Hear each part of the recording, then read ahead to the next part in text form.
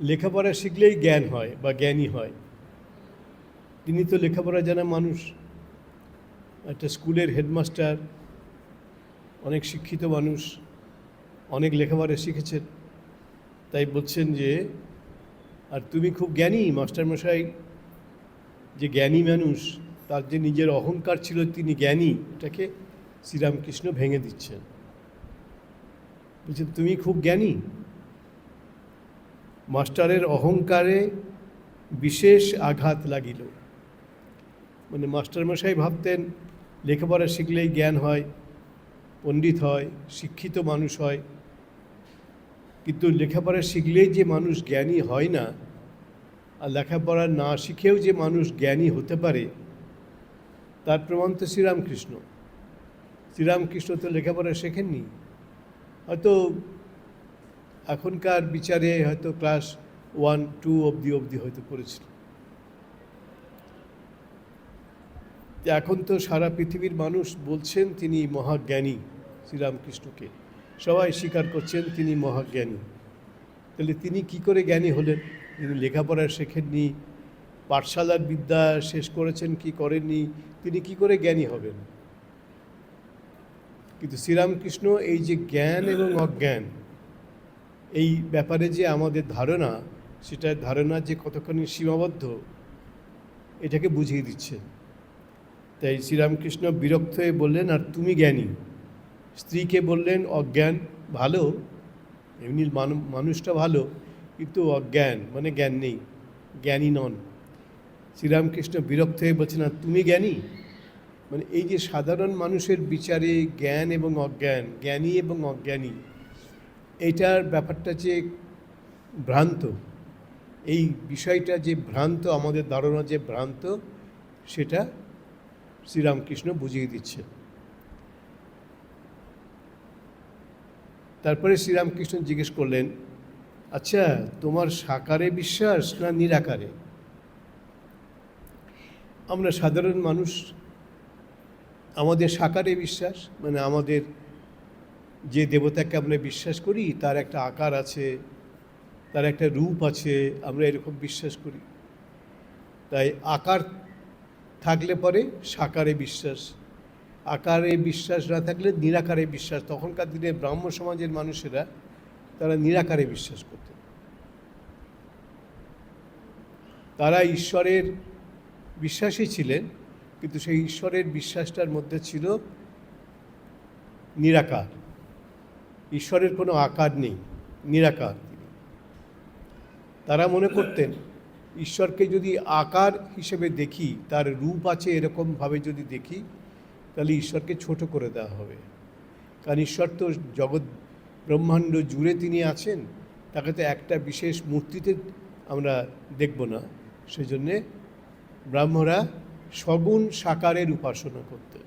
সগুণ সাকার, সগুণ নিরাকারের বিশ্বাস উপাসনা করতেন। মানে গুণ আছে, তিনি দয়াময়, তিনি করুণাময়, তিনি স্নেহময় ইত্যাদি, এইসব গুণগুলো তার আছে, সগুণ, কিন্তু সঙ্গে সঙ্গে হচ্ছে নিরাকার। নিরাকার কিন্তু সগুণ, গুণ আছে, এটা ব্রাহ্ম সমাজের বিশ্বাস ছিল। আর শ্রীরামকৃষ্ণ তো মা কালীর উপাসনা করেছেন, মা কালীর দর্শন পেয়েছেন বলে আমরা জানি।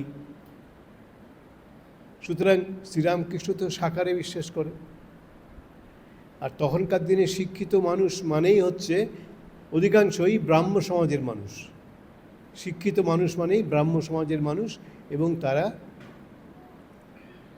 নিরাকার ঈশ্বরে বিশ্বাস করতেন, নিরাকার ব্রহ্মে বিশ্বাস করতেন, কিন্তু তার একটা গুণ আছে, তিনি দয়াময়, করুণাময়, স্নেহময়, এইসব গুণগুলোতে বিশ্বাস করতেন। তাই সগুণ নিরাকার এই ব্রাহ্ম সমাজের বিশ্বাস ছিল। তখনকার দিনের মানুষ, শিক্ষিত মানুষ, কলকাতার মানুষেরা এইভাবেই বিশ্বাস করতে শুরু করেছিলেন, সগুণ নিরাকার।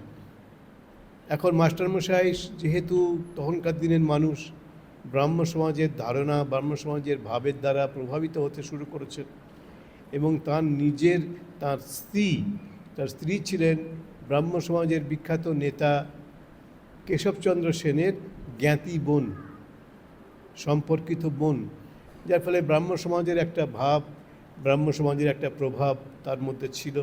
এবং তখনকার দিনে শিক্ষিত মানুষ মাত্রেই এই ব্রাহ্ম সমাজের দ্বারা প্রভাবিত ছিল। তাই বললেন, আচ্ছা তোমার সাকারে বিশ্বাস না নিরাকারে বিশ্বাস? মাস্টার অবাক হইয়া স্বগত, মানে নিজে নিজে ভাবছেন, মুখে বলছেন না, নিজে নিজে ভাবছেন, সাকারে বিশ্বাস থাকলে কি নিরাকারে বিশ্বাস হয়? এটা শ্রীরামকৃষ্ণকে বলছেন না, তার মনে মনে এই প্রশ্নটা তিনি আওড়াচ্ছেন। ঈশ্বর নিরাকার এই বিশ্বাস থাকিলে ঈশ্বর সাকার এই বিশ্বাস কি হইতে পারে? ঈশ্বর যদি নিরাকার হন, তাহলে তিনি সাকার কি করে হবেন? এই বিশ্বাস কি হইতে পারে? মাস্টারমশাই নিজে নিজে মনে মনে এই প্রশ্নটা করছেন। বিরুদ্ধ অবস্থা দুটোই কি সত্য হইতে পারে? দুটোই বিরুদ্ধ অবস্থা, সাকার এবং নিরাকার দুটো একের বিরোধী অপরটা। বলছেন বিরুদ্ধ অবস্থা দুটি কি সত্য হইতে পারে? সাদা জিনিস দুধ কি আবার কালো হইতে পারে? দুধটা সাদা, সেটা কি কখনো কালো হতে পারে? এটা মনে মনে উনি ভাবছেন। এখন ওই যে আগে প্রশ্ন করেছেন শ্রীরামকৃষ্ণ, তোমার সাকারে বিশ্বাস না নিরাকারে বিশ্বাস, এবার তার উত্তরটা দিচ্ছেন। আচ্ছা সাকার, আচ্ছা নিরাকার আমার এটি ভালো লাগে। তখনকার দিনে শিক্ষিত মানুষেরা কলকাতার, তারা ওই ব্রাহ্ম সমাজের প্রভাবে পড়ে নিরাকার ঈশ্বরে বিশ্বাস করত। ঈশ্বরের যে রূপ আছে, তিনি কালী হন, দুর্গা হন, শিব হন, এই যে রূপ, এক একজন দেবতার রূপ, এই রূপটা তখন এরা বিশ্বাস করছেন না। এই কলকাতার শিক্ষিত মানুষ, আমি বলবো তথাকথিত শিক্ষিত মানুষ, তারা এটা বিশ্বাস করতেন না। শ্রীরামকৃষ্ণ আসার পর থেকে এইসব বুদ্ধি, এই তো বিচার, এগুলো তো আস্তে আস্তে আস্তে আস্তে মানুষকে প্রভাবিত করবে। মাস্টারমশাই বলছেন, আচ্ছা নিরাকার এইটি আমার ভালো লাগে। তখনকার দিনের কলকাতার শিক্ষিত মানুষ নিরাকার বিশ্বাস করেন, ব্রাহ্ম সমাজের জন্যে এই বিশ্বাস তাদের হয়েছে। তাই বলছেন নিরাকার এটি আমার ভালো লাগে। তখনকার দিনে এই যে ব্রাহ্ম সমাজ, তারা নিরাকারে বিশ্বাস করছেন, কিন্তু তার আবার গুণ আছে এটাও বিশ্বাস করছেন, কিন্তু সাকারে বিশ্বাস করছেন না ব্রাহ্ম সমাজের মানুষেরা। তাই শ্রীরামকৃষ্ণ বলছেন, তা বেশ, তুমি যে নিরাকারে বিশ্বাস করো এটা ভালো। তাহলে শ্রীরামকৃষ্ণ কিন্তু সঙ্গে সঙ্গে তার যে বিশ্বাস সেটাকে আঘাত করছেন না।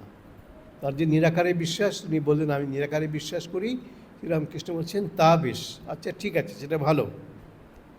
একটাতে বিশ্বাস থাকলেই হলো, নিরাকারে বিশ্বাস তা তো ভালোই, তবে এই বুদ্ধি করো না যে এইটি কেবল সত্য আর সব মিথ্যা।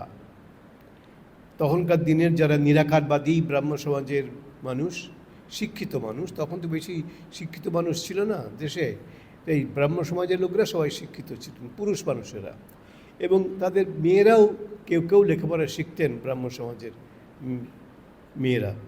তো তিনি ভাবছেন, শ্রীরামকৃষ্ণ তাকে বলে দিলেন, এই যে তুমি নিরাকারে বিশ্বাস করো বলছো, এটা ঠিক আছে, এটা ভালো, কিন্তু তখনকার দিনের সমাজে যে নিরাকারে বিশ্বাস করবে সে সাকারে বিশ্বাস করতে পারবে না, যে সাকারে বিশ্বাস করবে সে নিরাকারে বিশ্বাস করতে পারবে না, যে কোনো একটাকে ধরতে হবে। শ্রীরামকৃষ্ণ বলে দিচ্ছেন এটা ভালো, তোমার নিরাকারে বিশ্বাস এটা ভালো, ওর বিশ্বাসে আঘাত করছেন না, কিন্তু সঙ্গে সঙ্গে বলে দিচ্ছেন তবে এই বুদ্ধি করো না যে এইটি কেবল সত্য, মানে নিরাকারটাই কেবল সত্য, সাকারটি সত্য নয়, এই বুদ্ধি করো না যে নিরাকারই সত্য আর সব মিথ্যা। এই বুদ্ধিটা করো না, এই বুদ্ধি করলে সংকীর্ণতা আসবে, তোমার জ্ঞানটা পরিপূর্ণতা লাভ করবে না, এটা খণ্ডিত জ্ঞান হবে, ট্রাঙ্কেটেড ভিউ হবে, এই খণ্ডিত জ্ঞান হবে। তাই বললেন যে তা ভালো, তুমি যে নিরাকারে বিশ্বাস করো বলছো, এটা ভালো, তবে এইটা মনে করো না যে এটাই একমাত্র সত্য, অপরটি সত্য নয়। মানে যারা সাকারে বিশ্বাস করে, মূর্তিতে বিশ্বাস করে, তারা ঠিক নয়, এটা মনে করো না। এইটি যেন যে নিরাকারও সত্য, আবার সাকারও সত্য। শ্রীরামকৃষ্ণ বলছেন দুটোই সত্য, নিরাকারও সত্য, যারা নিরাকারে বিশ্বাস করে তারা সত্য, আবার যারা সাকারে বিশ্বাস করে তাদেরও ভাবটা সত্য। তাই বলছেন তোমার যেটি বিশ্বাস সেটিই ধরে থাকবে। এটা একটা শ্রীরামকৃষ্ণের বিশেষ বৈশিষ্ট্য। তিনি ভাব কারো নষ্ট করেন না, যার যেটা ভাব সেটা থাকুক, এটাকে নষ্ট করে দিচ্ছেন না, ভেঙে দিচ্ছেন না, তার নিন্দে করছেন না। বলছেন এটা ঠিক আছে, তুমি নিরাকারে বিশ্বাস করো, সেটা ভালো, কিন্তু সঙ্গে সঙ্গে বলে দিচ্ছেন অপরটিও সত্য। যারা মনে করেন যে সাকার মূর্তি পূজায় বিশ্বাস করে, তাদেরকে মনে করো না তারা ভুল করছে, ওটাও সত্য। তাই শ্রীরামকৃষ্ণ বলছেন যে নিরাকারও সত্য, আবার সাকারও সত্য। তোমার যেটি বিশ্বাস সেটি ধরে থাকবে। এটা একটা বিখ্যাত কথা শ্রীরামকৃষ্ণের। তোমার যেটি বিশ্বাস সেটিই ধরে থাকবে। কারো ভাবে আঘাত করছেন না, কারো ভাবটাকে ভ্রান্ত, ভুল এসব বলছেন না। তোমার যেটি বিশ্বাস সেটাকে ধরে থাকবে।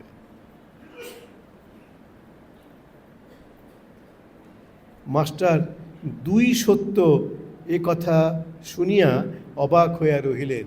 নিরাকারও সত্য, সাকারও সত্য, এটা শুনে তিনি অবাক হয়ে গেলেন। দুটো কী করে সত্য হয়? একটা তো অপরের বিরোধী। সাকারের যে বিশ্বাস করে সে তো নিরাকারে বিশ্বাস করবে না, আবার যে নিরাকারে বিশ্বাস করবে সে সাকারে বিশ্বাস করবে না। তাহলে এটা কী করে সম্ভব? দুটোই সত্য, এটা মনে মনে ভাবছেন মাস্টারমশাই। মাস্টার দুই সত্য এই কথা বা শুনিয়া অবাক হইয়া রহিলেন। কারণ তার জ্ঞান বিজ্ঞানে তো এই কথা বলা হয়নি, জানেন এটা। তাই বলছেন এ কথা শুনে তিনি অবাক হয়ে গেলেন। এ কথা তো তাহার পুঁথিগত বিদ্যার মধ্যে নেই, কারণ তারা তো এই বইয়ের বাইরে কিছু জানেন না। শ্রীরামকৃষ্ণ তো বইয়ের বাইরে ব্যাপারটা সব জানেন, কিন্তু বইটা তার কাছে সব নয়, বইয়ের বাইরে যেটা আছে ওটাও সব। কারণ তিনি তো উপলব্ধি করেছেন, নিজের চোখে দেখেছেন যে সাকার উপাসনাটাও সত্য, আবার নিরাকার উপাসনাটাও সত্য। কারণ তিনি নিজে দুই উপাসনাই করছেন, সাকার উপাসনা করেছেন, মা কালীর পুজো করেছেন, নারায়ণ কৃষ্ণের পুজো করেছেন, এসব সত্য জেনেছেন। আবার পাশাপাশি তিনি নিরাকার সাধনাও করেছেন। সাধারণত একই সাধক একই সঙ্গে সাকার এবং নিরাকার এই দুটি সাধনা করতে পারেন না। একটাকে বিশ্বাস করেন আর একটিকে অস্বীকার করেন। তাই তিনি ভাবছেন তাঁর পুঁথিগত বিদ্যাই তো এটা নেই। তিনি যে জানেন, লেখাপড়া শিখেছেন বই পড়ে, তার মধ্যে তো দুটোই সত্য বলা নেই, একটা সত্য, হয় সাকার সত্য নয় নিরাকার সত্য। শ্রীরামকৃষ্ণ বলছেন দুটোই সত্য। তোমার যেটি বিশ্বাস তুমি সেটিকে ধরে থাকো। এটাও একটা খুব গুরুত্বপূর্ণ। ভাবে আঘাত করছেন না, বিশ্বাসে আঘাত করছেন না। তিনি ভাবছেন আমার পুঁথিগত বিদ্যায় তো এই কথাটা নেই যে সাকারও সত্য নিরাকারও সত্য। তাঁর যে অহংকার, মাস্টারমশাই নিজেই লিখছেন, তাহার অহংকার তৃতীয়বার চূর্ণ হইতে লাগিল। কারণ তিনি জানতেন এটাই সত্য ওটা সত্য নয়, তার যে অহংকার এটি এবার ভাঙতে শুরু করল। তিনি এখনও সম্পূর্ণ, এই ভাঙাটা এখনও সম্পূর্ণ হয় নাই, তাই আবার একটু তর্ক করিতে অগ্রসর হইলেন। আবার একটু তর্ক করতে গেলেন শ্রীরামকৃষ্ণের সঙ্গে। বললেন মাস্টার আচ্ছা, তিনি সাকার এই বিশ্বাস যেন হলো, কিন্তু মাটির প্রতিমা তো তিনি নন। তখনকার দিনে এটা একটা বিরাট ব্যাপার ছিল, এই মা কালীকে পাথরের প্রতিমা, মাটির প্রতিমা বলে মনে করা হচ্ছে। পাথরের প্রতিমা, মাটির প্রতিমা বলে মনে করা হচ্ছে। তিনি যে সত্যি সত্যি সর্বভূতান্তর্যামী ভগবান, এই মাটির প্রতিমা, আমরা যারা মাটির প্রতিমায় পুজো করি, এই যে আমরা যেমন এই মন্দিরে শ্রীরামকৃষ্ণের মূর্তি এখানে পুজো হচ্ছে, এবং এই মূর্তিকে আমরা বিশ্বাস করছি, এই মূর্তিকে আমরা বিশ্বাস করছি, এটি সত্য।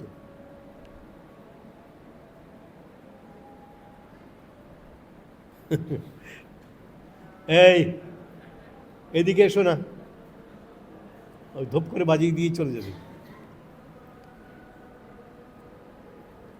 তা মাস্টারমশাই বলছেন আগে তিনি সাকার এই বিশ্বাস যেন হলো, কিন্তু মাটির প্রতিমা তো তিনি নন। এই যে মাটির প্রতিমায়, পাথরের প্রতিমায় আমরা পুজো করি, তখনকার দিনে সমাজে, ব্রাহ্ম সমাজের প্রভাবে এইসব মাটির প্রতিমা, পাথরের প্রতিমা, এইসব বুদ্ধিগুলো জেগেছে।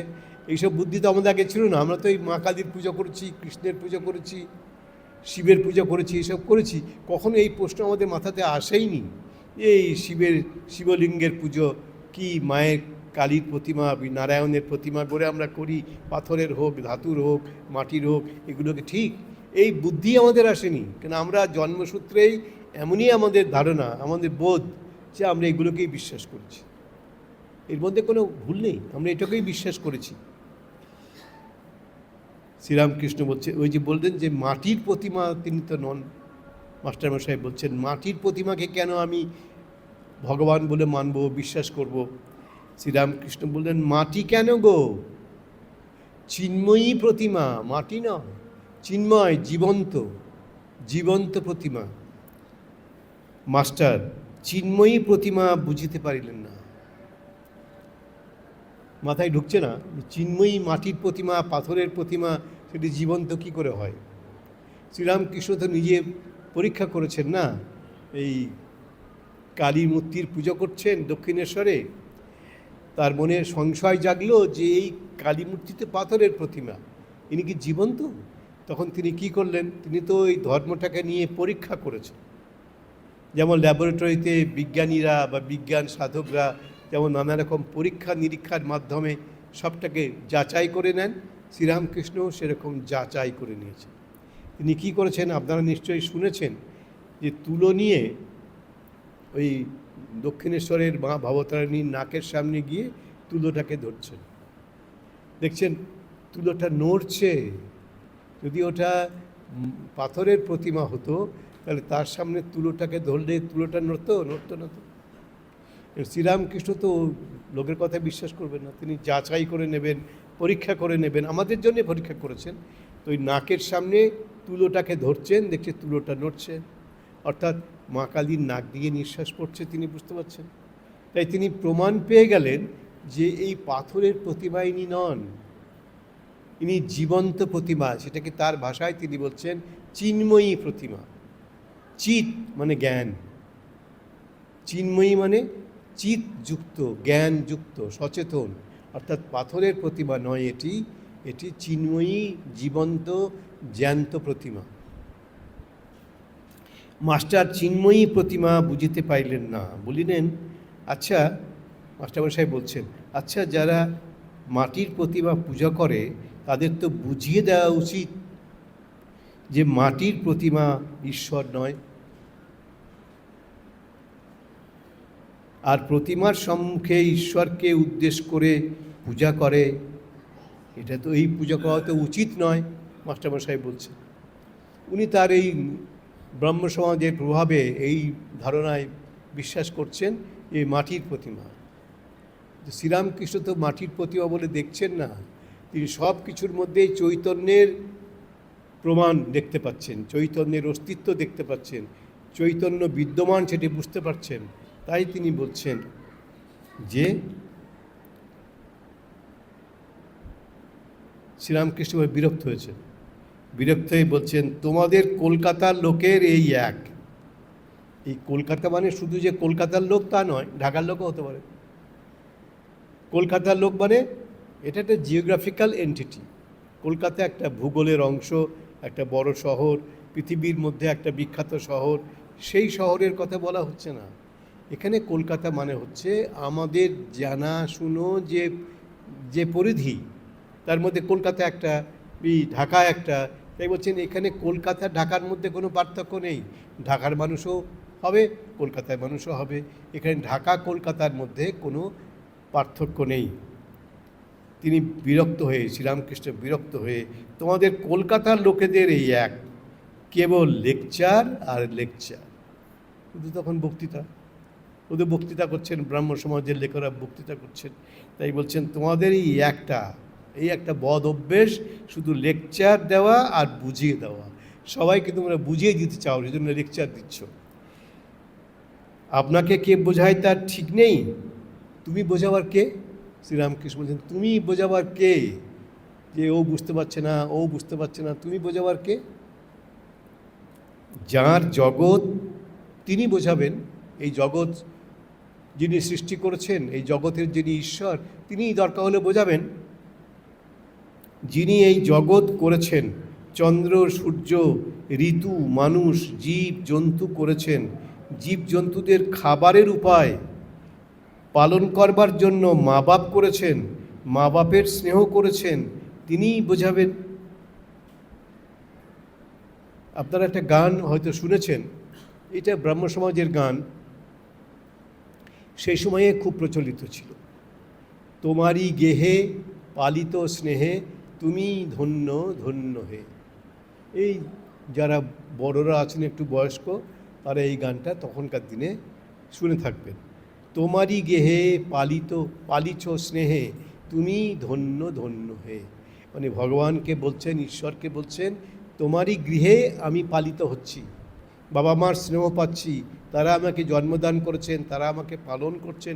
এই তো ঈশ্বরের লীলার বৈশিষ্ট্য, ঈশ্বরের করুণার বৈশিষ্ট্য হচ্ছে এইগুলো। তাই বলছেন যে তুমি বোঝাবার কে? শ্রীরামকৃষ্ণ বলছেন যার জগৎ তিনি বোঝাবেন। যিনি এই জগৎ করেছেন, চন্দ্র সূর্য ঋতু মানুষ জীব জন্তু করেছেন, জীব জন্তুদের শুধু তৈরি করেছেন না, জীব জন্তুদের খাবার উপায় করেছেন। আপনারা হয়তো জানেন, এই কদিন আগে একটা দিন গেল আমাদের হিন্দুদের, সেই দিনটা ছিল অক্ষয় তৃতীয়া। আপনারা নিশ্চয়ই শুনেছেন। এই অক্ষয় তৃতীয়া মানেটা কি? এটা হচ্ছে বৈশাখ মাসের শুক্লপক্ষের তৃতীয়া তিথি। বৈশাখ মাসের শুক্লপক্ষের তৃতীয়া তিথি। তাই এই তৃতীয়াটাকে বলে অক্ষয় তৃতীয়া। অক্ষয় তৃতীয়া কেন? কারণ এই দিনটিতে আমাদের তো 4টে যুগ আছে, সত্য ত্রেতা দাপর কলি, নিশ্চয়ই জানেন আপনারা সবাই। এই সত্য যুগের জন্ম হয়েছিল এই অক্ষয় তৃতীয়ার দিনে। এই জন্য এই তিথিটার, অক্ষয় তৃতীয়ার এত গুরুত্ব, এত মহিমা। এই সত্য যুগের জন্ম হয়েছে, সূচনা হয়েছে অক্ষয় তৃতীয়ার দিনে। আরও কিছু কিছু বৈশিষ্ট্য আছে। সেটা হচ্ছে মহাভারত লেখা হয়েছিল, ব্যাসদেব লিখেছিলেন এই অক্ষয় তৃতীয়ার দিনে, লিখতে শুরু করেছিলেন ব্যাসদেব। মহাভারত যেটাকে বলা হয় পঞ্চম বেদ, আমাদের 4টি বেদ আছে, ঋক সাম যজু অথর্ব। মহাভারতটির এতটাই গুরুত্ব আমাদের কাছে যে আমরা মহাভারতটাকে পঞ্চম বেদ, ওই মর্যাদা দিলাম, বেদের মর্যাদা, পঞ্চম বেদ তাকে বলা হলো। এই মহাভারত লিখেছিলেন ব্যাসদেব এবং তিনি লিখতে শুরু করেছিলেন এই অক্ষয় তৃতীয়ার দিনে। এই জন্য এই তিথিটার এত বৈশিষ্ট্য। অক্ষয় তৃতীয়ার দিনে সত্যযুগের সূচনা হয়েছে। অক্ষয় তৃতীয়ার দিনে ব্যাসদেব মহাভারত লিখতে শুরু করেছেন। আসলে মহাভারতটা তিনি লেখেননি, আমাদের ট্র্যাডিশন অনুসারে আমরা জানি যে তিনি বলে গেছেন, আর গণেশ ওটা লিপিবদ্ধ করেছেন, লিখেছেন। এই কাহিনী নিশ্চয়ই আপনারা জানেন যে ব্যাসদেব মুখে বলে গেছেন, আজকের ভাষায় আমরা বলি ডিকটেশন দিয়েছেন। আমার একটা জীবনের মজার অভিজ্ঞতা হচ্ছে, আমার তখন ছোটোবেলায় এই হয়তো 1-2 এরকম পড়ি। তা আমার দিদি আমার থেকে 16 বছর বয়সে বড়, আমার মায়ের মতো আমাকে মানুষ করেছিলেন। তো তাঁর দেওর, তার স্বামীর ছোট ভাই, তিনি গ্র্যাজুয়েট হয়েছেন, বিএ পাশ করেছেন তখনকার দিনে। এবং তখনকার দিনে যদি কেউ 50% নম্বর পেত, শতকরা 50 ভাগ, তাহলে তাদেরকে বলা হতো ডিস্টিংশন পেয়েছে।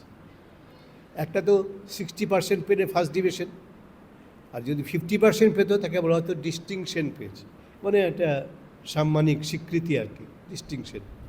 এটা দিদির কাছে শুনেছি। দিদি তো তখনকার দিনে ক্লাস 4 অবধি কি 5 অবধি পড়েছেন। তিনি বলেছেন ডিস্টিংশন পেয়েছে।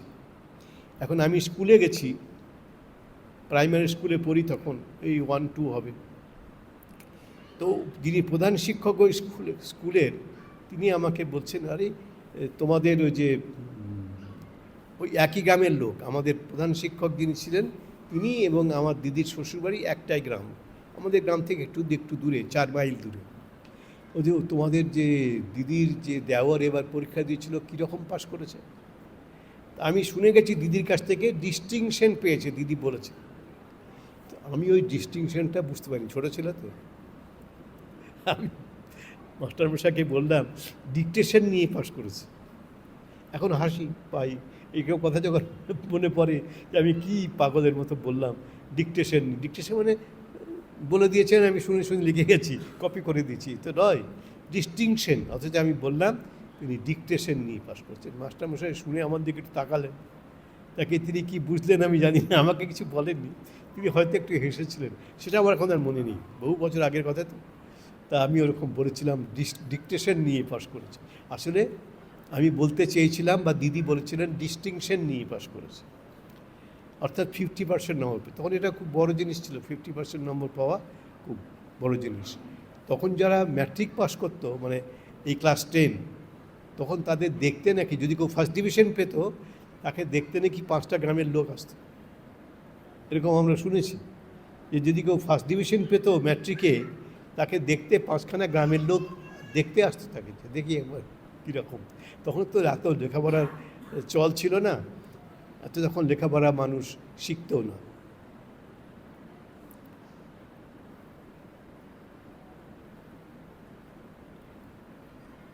তো শ্রীরামকৃষ্ণ বলছেন, যিনি এই পৃথিবী সৃষ্টি করেছেন, সূর্যচন্দ্র সৃষ্টি করেছেন, বাবা মায়ের স্নেহ সৃষ্টি করেছেন, তো তিনি সব সৃষ্টি করতে পারেন,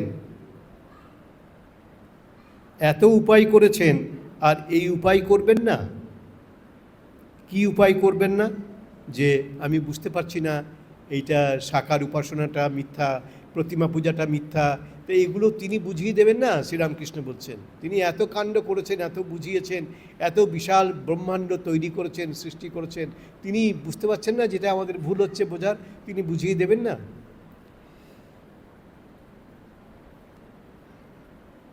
যদি বোঝাবার দরকার হয় তিনিই বোঝাবেন, শ্রীরামকৃষ্ণ বলছেন। তিনি তো অন্তর্যামী।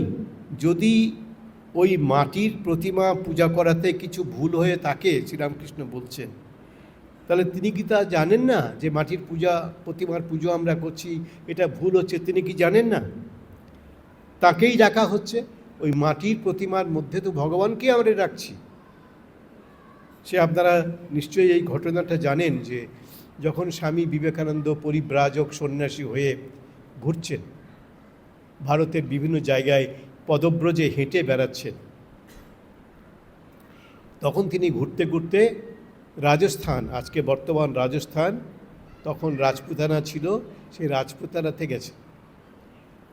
রাজপুতানার আলোয়ার বলে একটা রাজ্য আছে, সে আলোয়ার রাজ্যের রাজা, তার কাছে তার মন্ত্রী বলেছেন একজন শিক্ষিত, কলকাতা থেকে একজন গ্র্যাজুয়েট শিক্ষিত সন্ন্যাসী এখানে এসেছেন, খুব জ্ঞান তার। তো রাজা আলোয়ারের মহারাজ তিনি বিদ্যানুরাগী ছিলেন, তিনিও শিক্ষিত ছিলেন, তাই বলছেন তাহলে সন্ন্যাসীর সঙ্গে পরিচয় করতে চাই। তিনি কীরকম শিক্ষিত, কলকাতার শিক্ষিত মানুষ, একটু পরিচয় করতে চাই। তো তিনি তার মন্ত্রীকে বলেছেন ওই সন্ন্যাসীকে আপনি নিয়ে আসুন আপনার কাছে, আমন্ত্রণ করে নিয়ে আসুন, একটু তার সঙ্গে কথা বলি। সন্ন্যাসী তারা তো লেখাপড়া শিখতেন না তখনকার দিনে, সন্ন্যাসী তিনি আবার কলকাতা বিশ্ববিদ্যালয়ের গ্র্যাজুয়েট, তাহলে শিক্ষিত মানুষ, তার সঙ্গে একটু পরিচয় করা হোক। পরিচয় করি বলে তিনি আপনি আপনার বাড়িতে যিনি অতিথি হিসেবে এসছেন, কলকাতার ওই সন্ন্যাসী যুবক, শিক্ষিত যুবক, তাকে একটু নিয়ে আসুন রাজদরবারে, তার সঙ্গে একটু কথা বলবো।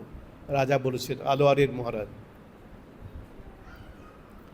আলোয়ারের মহারাজের এই নির্দেশটা তার প্রধানমন্ত্রী স্বামীজিকে বলেছেন। স্বামীজি তার বাড়িতে অতিথি হিসেবে আছেন, তিনি নিয়ে গেছেন তাকে অতিথি করে।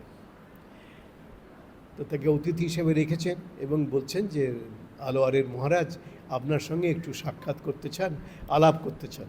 বলে ঠিক আছে। তো স্বামীজিকে নিয়ে গেছেন ওই আলোয়ারের মহারাজের কাছে তার প্রধানমন্ত্রী, তিনি আবার স্বামীজিকে তার বাড়িতে অতিথি হিসেবে রেখেছেন। তো আলোয়ারের মহারাজ শিক্ষিত মানুষ, তিনি সন্ন্যাসী দেখছেন, ইনি শিক্ষিত গ্র্যাজুয়েট, কলকাতা বিশ্ববিদ্যালয়ের গ্র্যাজুয়েট। তখনকার দিনে বিরাট ব্যাপার একটা, বললো না ম্যাট্রিক পাস করেছেন ফার্স্ট ডিভিশনে, শুনলে পরে 5টা গ্রামের লোক দেখতে আসতো, এরকম পরিস্থিতি তখন ছিল। তাই আলোয়ারের মহারাজ শুনেছেন যে কলকাতার এই শিক্ষিত গ্র্যাজুয়েট সন্ন্যাসী তার প্রধানমন্ত্রীর অতিথি হিসাবে আছেন, তার কাছে তাকে দেখতে চেয়েছেন। বলছেন আপনি নিয়ে আসুন ওকে আমাদের দরবারে নিয়ে আসুন, রাজ দরবারে। তো তিনি নিয়ে গেছেন স্বামীজিকে রাজ দরবারে। কথা বলছেন দুজনে, কথা বলতে বলতে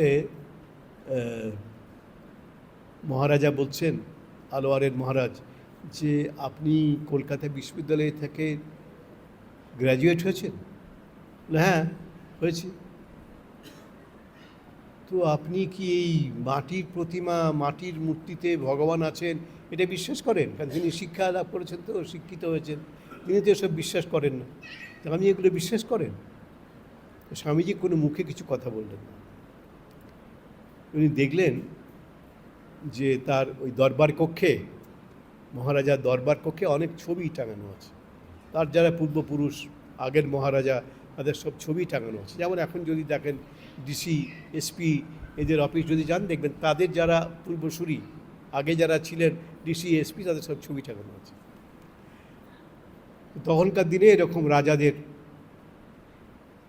পূর্বপুরুষদের ছবি ওখানে টাঙানো থাকত। তো একটা ছবি দেখে স্বামীজির মনে হলো এই ছবিটা বর্তমান আলোয়ারের মহারাজার ছবি। ছবি মানে পেন্টিং, অয়েল পেন্টিং সব রাখা আছে। তো স্বামীজি বলছেন, মুখে কিছু উত্তর না দিয়ে ছবিগুলোর দিকে একবার তাকালেন। দেয়ালে সব ছবি টাঙানো আছে তার পূর্বপুরুষদের। একটা ছবি দেখে মনে হলো যে এই ছবিটা এই বর্তমান মহারাজার ছবি, অয়েল পেন্টিং। বলছে আচ্ছা এই ছবিটা কি একটু মাটিতে নামানো যায়? মহারাজার ছবি মাটিতে কী করে নামায়? সেজন্যে তারা মুখ চাওয়াচাই করছেন।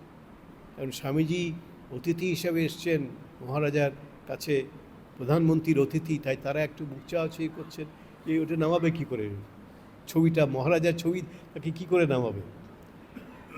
তখন মহারাজা ইশারা করলেন যে যখন উনি বলছেন তখন নামাও, মুখে বললেন না, ইশারা করলেন যে নামাও।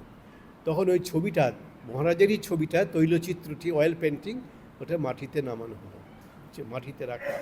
ওই যে মাটিতে রাখা হলো, এটা আর সহ্য করতে পারছেন না, কারণ মহারাজের ছবি তো মাটিতে রাখা মানে তাকে তো অসম্মান করা। রেখেছেন। এবার খানিকক্ষণ পরে স্বামীজি বলছেন, আচ্ছা আপনাদের মধ্যে কেউ কি আছেন যিনি এই ছবিটার ওপর থুতু ফেলতে পারবেন? সবাই চমকে গেছে। বলে কি সন্ন্যাসী, আমাদের মহারাজার ছবি, এর উপরে ছবিতে থুতু ফেলতে বলছেন? এটা কী অবাক কাণ্ড!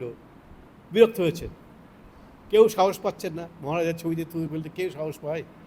তখন মহারাজা ইশারা করলেন যে যা বলছেন উনি করো, থুতু ফেলো। কেউ থুতু ফেলতে সাহস পাচ্ছে না।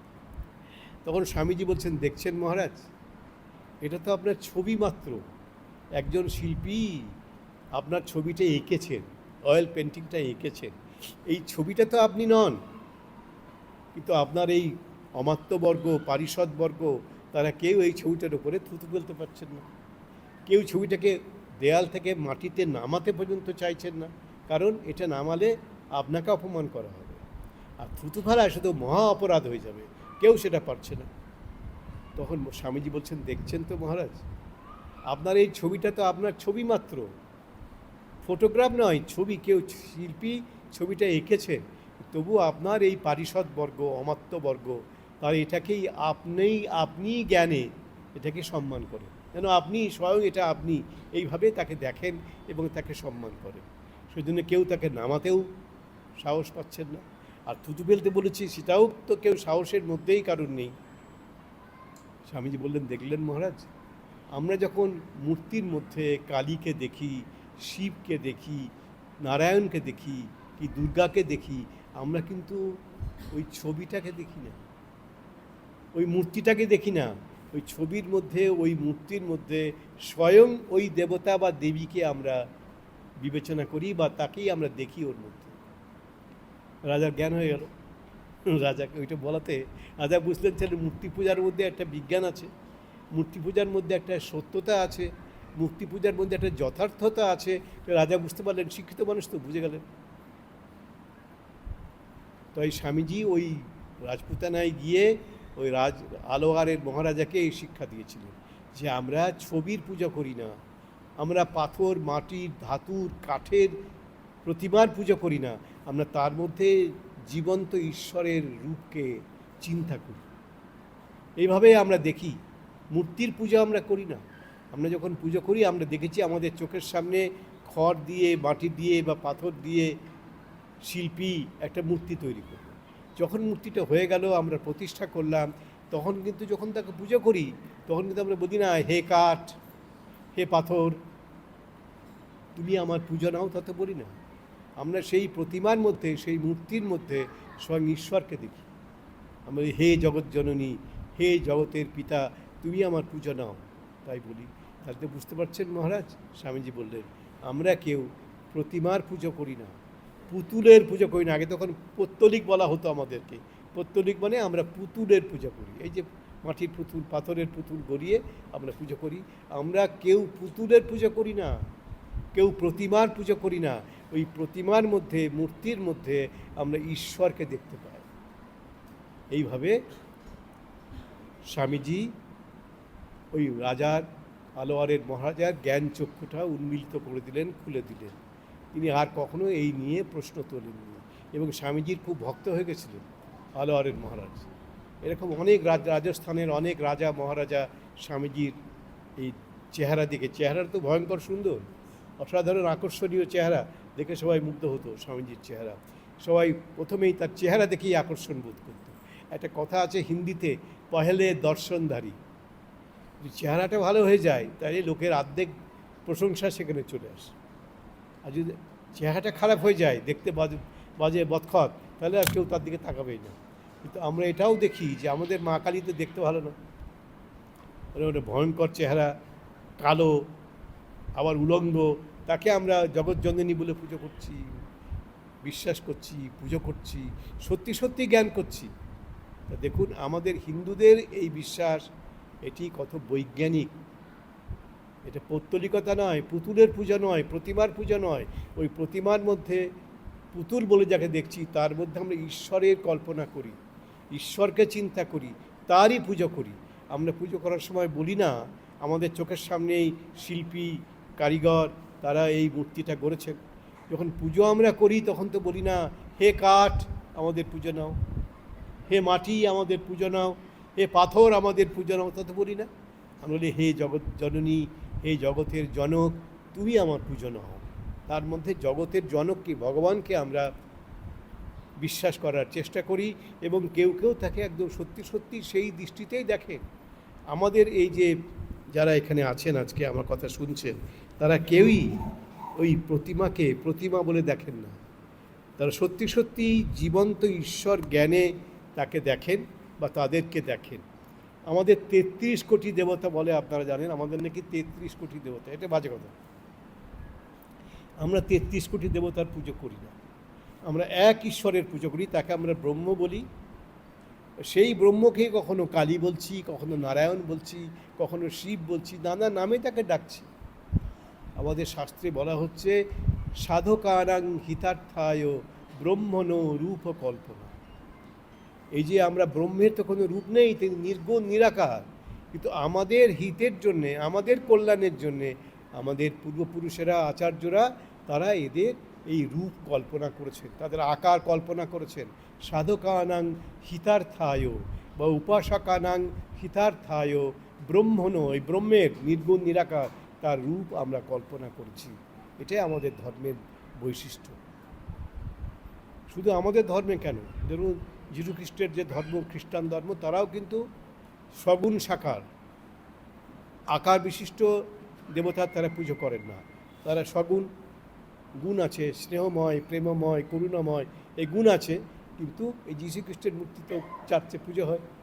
মূর্তিরই তো পুজো হয়। আমরা পুজো করলে দোষ হয়ে যায়, আর যখন সাহেবরা পুজো করে তখন দোষ হয় না। ওটা তখন আমরা একদম গলাদাকরণ করি, তখন ওটাই গিলে ফেলি আমরা, যেহেতু সাহেব বলেছে। এই শ্রীরামকৃষ্ণকে একটি কম বয়সী ছেলে, সে বলেছে গীতা অত্যন্ত একটা উৎকৃষ্ট গ্রন্থ। তো শ্রীরামকৃষ্ণ বলছেন ও কোনো সাহেব বলেছে বুঝি? আমরা বললে তো শুনবে না, কিন্তু কোনো সাহেব যদি বলে তখন আর নির্বিচারে তাকে গলাদাকরণ করবো, ওটাই খেয়ে ফেলবো। সাহেব বলেছে, তাই শ্রীরামকৃষ্ণ তীব্র ব্যঙ্গোক্তি করে বলছেন ও কোনো সাহেব বলেছে বুঝি? গীতা একটি ভালো গ্রন্থ, মহান গ্রন্থ। সাহেবরা বললে আমরা সব মেনে নেব, আর বিচার করবো না তখন আমাদের। এই হচ্ছে আমাদের বৈশিষ্ট্য। সাহেব বলেছে, আর কোনো কথা নেই। ইংরেজরা বলে দিয়েছে, আমেরিকানরা বলে দিয়েছে, ব্যাস শেষ কথা। আমাদের শেষ কথা হচ্ছে আমাদের যারা ওই গোলাম, আমরা যাদের গোলাম, তাদের কথা যা বলবে সেটাই আমরা মানব। শ্রীরামকৃষ্ণ ওইখানে আমাদের আঙুল দিয়ে দেখাচ্ছে, না না, তোমার নিজের যেটা বুদ্ধি, নিজের যেটা ব্যক্তিত্ব, তাকে কখনো তুমি নষ্ট করবে না, তাকে গুরুত্ব দেবে।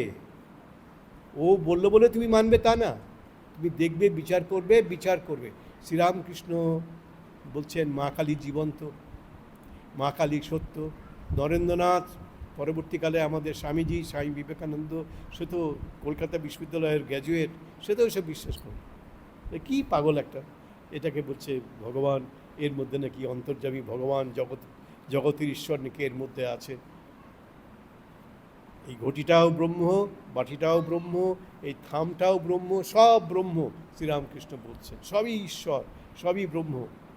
ব্রহ্ম হতে কীট পরমাণু, সর্বভূতে সেই প্রেমময়।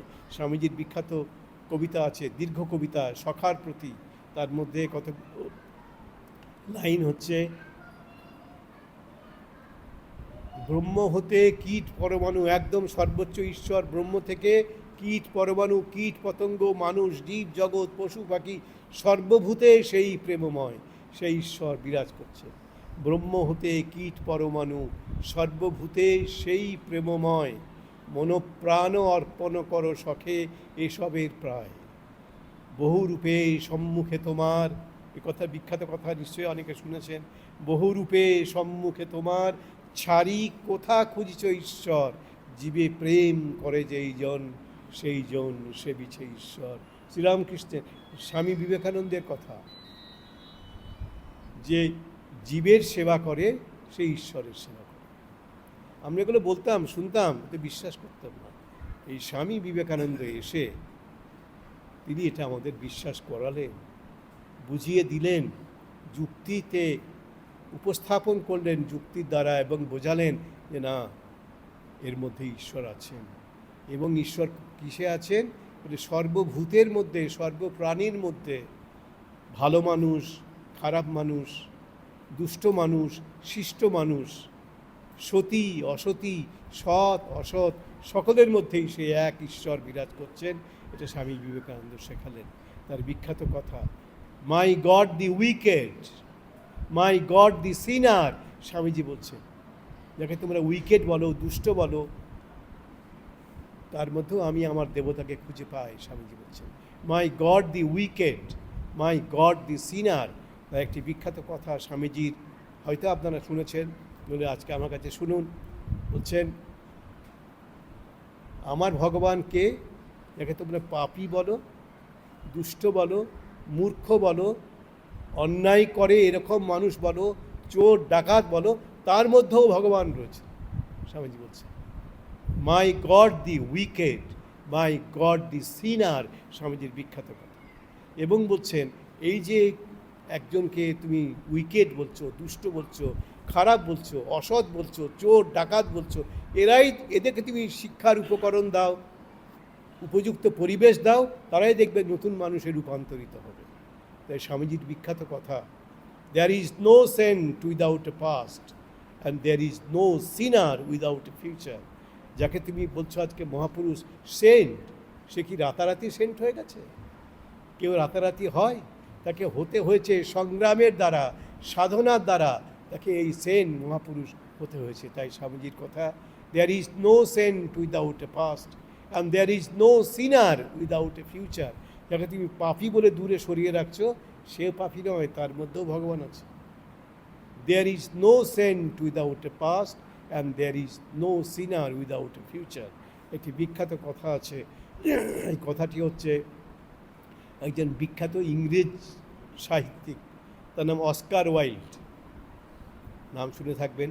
অস্কার ওয়াইল্ড তিনি বলছেন, the only difference between a saint and a sinner is that every saint has a past and every sinner has a future. যাকে তুমি সেন্ট বলছো, মহাপুরুষ বলছো, সে কি রাতারাতি মহাপুরুষ হয়ে গেছে নাকি? তাকে হতে হয়েছে তার সাধনার দ্বারা, তার সংগ্রামের দ্বারা, তার অধ্যবসায়ের দ্বারা, তার চেষ্টার দ্বারা তাকে আজকে এই জায়গায় নিয়ে এসছে। তেমনি যাকে তুমি আজকে বলছো পাপী, অপদার্থ, অকর্মণ্য, তাকে তুমি সুযোগ দাও, শিক্ষা দাও, পরিবেশ দাও, দেখবে তার জীবনে পরিবর্তন আসবে। তাই বলছেন, the only difference between a saint and a sinner is that every saint has a past and every sinner has a future. বিখ্যাত কথা অস্কার ওয়াইল্ডের। স্বামীজি এই কথাটি বোধহয় শুনেছিলেন ইংল্যান্ডে, লন্ডনে যখন বক্তৃতা করতেন। হয়তো অস্কার ওয়াইল্ডের বক্তৃতাই শুনেছেন, কিংবা অস্কার ওয়াইল্ড স্বামীজির বক্তৃতা শুনেছেন, দুটোর মধ্যে যে কোনো একটা হতে পারে। এই জন্য অস্কার ওয়াইল্ড যখন লিখলেন তখন আমাদের মনে হয় তিনি স্বামীজির দ্বারা প্রভাবিত হয়েছেন। আবার যদি বলি যে স্বামীজি ওর থেকে শুনেছেন বলে এই কথাটি বলেছেন, there is no saint without a past and there is no sinner without a future. এই শ্রীরামকৃষ্ণের সান্নিধ্যে এসে গিরিশচন্দ্র ঘোষের মতো একটা মানুষ, তিনি মদ্যপান করতেন, বেশ্যালয়ে যেতেন, তিনি পরিবর্তিত হয়ে গেলেন, মহাপুরুষে রূপান্তরিত হলেন। এই যে every saint has a past and every sinner has a future, এই যে বিখ্যাত কথা স্বামীজি বলতেন, এর প্রমাণ হচ্ছেন গিরিশচন্দ্র ঘোষ। নটি বিনোদিনীর নাম আপনারা হয়তো শুনে থাকবেন। তিনি নটি ছিলেন, ওই থিয়েটার করতেন তখনকার দিনে। ওই বারবনিতা পল্লী থেকে ওদেরকে নিয়ে আসা হতো, মেয়েদেরকে। তখন তো এমনি শিক্ষিত বিদুষী ভদ্রঘরের মেয়েরা তো অভিনয় করতে আসতেন না, তখন ওদের থেকে নিয়ে আসা। তাই ওই নটি বিনোদিনী বিখ্যাত তখনকার দিনের অভিনেত্রী, তিনি শ্রীরামকৃষ্ণের আশীর্বাদ পেয়েছিলেন। আমাদের সময় হয়ে গেছে, শেষ আজকের আমাদের কথা। আগামী শুক্রবার আমাদের কথামৃত ক্লাস হবে না, কারণ আগামী শুক্রবার হচ্ছে 1 মে। 1 মে হচ্ছে আমাদের রামকৃষ্ণ মিশনের প্রতিষ্ঠা দিবস। সেই জন্যে এই মন্দিরে আমাদের রামকৃষ্ণ মিশনের প্রতিষ্ঠা নিয়ে সভা হবে, আপনারা আসবেন, এই বিকেলবেলায় সভা হবে। সেদিন আমাদের কথামৃত ক্লাসটি হবে না। আর তারপরে আমি বেরিয়ে যাব দিনাজপুরে দীক্ষার জন্যে। সেজন্য আবার কয়েকদিন, প্রায় 15 দিনের মতো আমি থাকবো না এখানে। আমাদের পরবর্তী ক্লাস হবে 22 মে, এটা মনে রাখবেন। ওদিন আমাদের সকালে দীক্ষাও আছে, এবং আজকেও যেমন দীক্ষা ছিল, 22 মে আবার দীক্ষা আছে। প্রতি মাসেই আমাদের দীক্ষা হয় ঢাকায়। তো 22 মে আবার দীক্ষার দিন, সেদিন আবার আমাদের কথামৃত ক্লাস হবে। সেদিন আপনারা আসবেন, মনে রাখবেন এই দিনটা 22 মে।